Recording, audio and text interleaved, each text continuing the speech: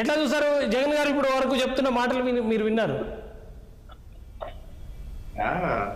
బలరాం గారు, ఇవన్నీ ఏంటంటే పత్తి కబుర్లు అంటారు కదా, అట్లా అది కరెక్ట్గా సరిపోద్ది. ఎందుకంటే నిజంగా ఇప్పుడు వాళ్ళ అధికారంలో ఉన్నట్లయితే వాళ్ళు చెప్పినటువంటి ఈక్వేషన్స్ అవన్నీ సరే, మా ప్రతినిధులు మా తాలూకా మా సింబల్ తో గెలిచారు, ఇట్లాంటివన్నీ వర్తిస్తాయండి.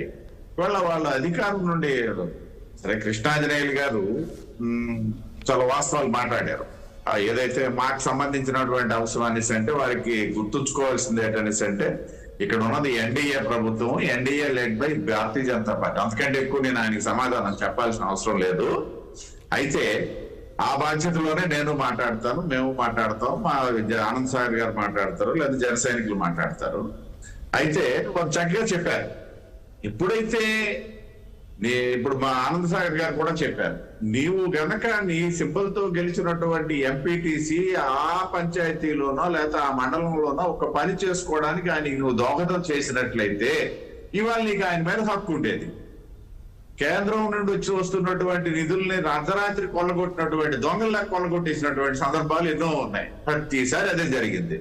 వస్తున్నాయని చెప్పేసి అప్పటికి మెసేజ్ వస్తుంది, తెల్లారలేదు చూస్తే అకౌంట్ లో డబ్బులు. మరి ఇటువంటి పరిస్థితుల్లో లోకల్ బాడీలో ఉన్నటువంటి ప్రజాప్రతినిధులు నీ పట్ల లాయల్ గా ఎందుకుంటారు? ఇది మంచి ప్రశ్న. డెఫినెట్ గా ఉండరు. ఉండలేదు కాబట్టి ఓటమి చవి చూశారు. కాబట్టి ఒకసారి నీకు ఓటమి చవి చూసిన తర్వాత మళ్ళీ వాళ్ళందరూ నా ఓటర్లు నాకు 397 మంది నాకు మెజారిటీ ఉంది అనేసి అంటే అది కుదిరే పని కాదు. ఇవాళ వాళ్ళు ఏంటనేసి అంటే ఫ్రీలాన్స్డ్ ఓటర్సే. ఏదైతే మన జరిగినటువంటి జనరల్ ఎలక్షన్స్ లో వాళ్ళు ఏ విధంగానైతే ఓటేశారో ఇవాళ కూడా వాళ్ళు పార్టీ రహితంగా ఉన్నటువంటి ఓటర్లుగానే భావించాలి. వాళ్ళు ఇవాళ మా కూటమి దానికి అభ్యర్థికి కనుక ఓటేస్తే వాళ్ళు ఏదో క్రాస్ ఓటింగ్ చేశారనడానికి కూడా ఇక్కడ అవకాశం లేదు. బలరాం గారు స్వచ్ఛందంగా వాళ్ళు వాళ్ళకి అవకాశం ఉంది. పార్టీకి సంబంధించి విప్పులు లేకపోతే ఇట్లాంటివి టెక్నికల్ అంశాలు ఇవన్నీ అది మళ్ళీ వేరే అంశం.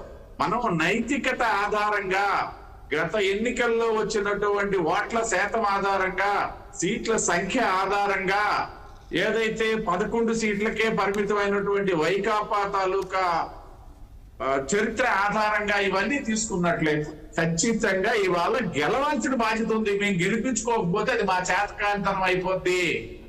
ఇవాళ విశాఖ జిల్లా స్థానిక సంస్థల ఎమ్మెల్సీగా కూటమి అభ్యర్థి ఎవరిని పెట్టైనా గెలిపించుకోకపోతే అది ప్రజలకి కూటమి ద్రోహం చేసినట్టు అవుతుంది. కాబట్టి మేము మొత్తం మా తాలూకా శక్తియుక్తులైనా సరే గెలిపించుకోవాలి.